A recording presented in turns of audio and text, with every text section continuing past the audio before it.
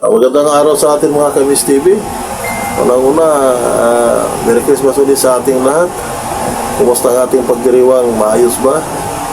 Nakapagbigay ba tayo ng mga pamasko man lang sa ating mga inaanak?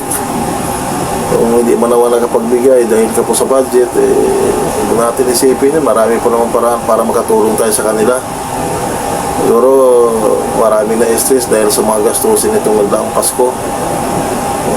Siguro yung lahat na yun malagpasan din natin. Importante naman dito na idaos natin ng maayos. Harapin naman natin dito yung bagong taon. Sana maayos ang takbo na pamumuhay natin next year.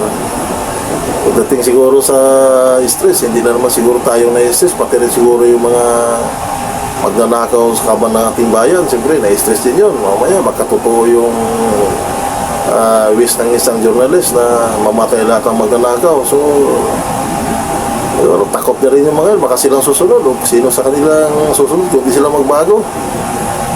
Sa atin naman, kahit naman na kapos tayo sa budget, importante pinaghirapan natin yung budget natin, hindi kagaya sa mga iba dyan na mga paldo-paldo na galing naman sa kaban ng bayan. So sa atin na naman dito is lagi nating binabanggit itong mga ganitong bagay, makonsensya man lang sana sila.